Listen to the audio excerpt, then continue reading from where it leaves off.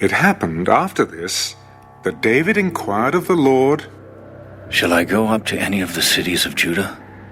Go up. "Where shall I go up?" To Hebron.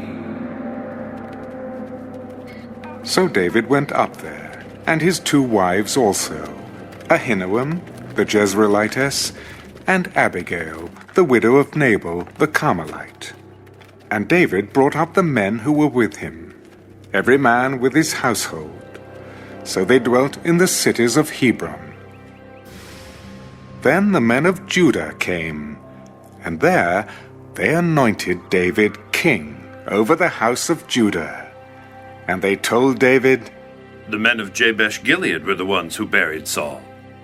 So David sent messengers to the men of Jabesh-Gilead.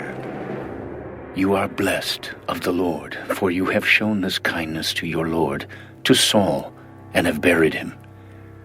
And now may the Lord show kindness and truth to you. I also will repay you this kindness, because you have done this thing. Now, therefore, let your hands be strengthened, and be valiant, for your master Saul is dead, and also the house of Judah has anointed me king over them." But Abner, the son of Ner, commander of Saul's army, took Ishbosheth, the son of Saul, and brought him over to Mahanaim, and he made him king over Gilead, over the Asherites, over Jezreel, over Ephraim, over Benjamin, and over all Israel. Ishbosheth, Saul's son, was 40 years old when he began to reign over Israel, and he reigned 2 years. Only the house of Judah followed David. And the time that David was king in Hebron over the house of Judah was 7 years and 6 months. Now Abner, the son of Ner, and the servants of Ishbosheth, the son of Saul, went out from Mahanaim to Gibeon. And Joab, the son of Zeruiah, and the servants of David went out and met them by the pool of Gibeon. So they sat down, one on one side of the pool, and the other on the other side of the pool. Then Abner said to Joab, "Let the young men now arise and compete before us." "Let them arise." So they arose and went over by number, 12 from Benjamin, followers of Ishbosheth the son of Saul, and 12 from the servants of David. And each one grasped his opponent by the head, and thrust his sword in his opponent's side. So they fell down together.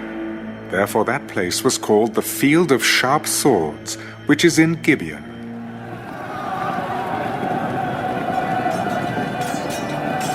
So there was a very fierce battle that day, and Abner and the men of Israel were beaten before the servants of David.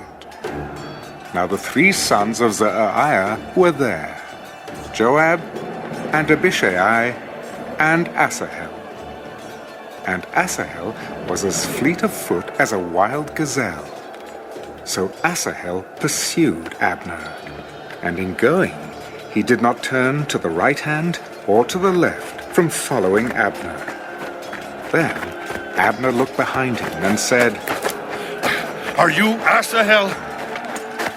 "I am." "Turn aside to your right hand or to your left, and lay hold on one of the young men and take his armor for yourself." But Asahel would not turn aside from following him.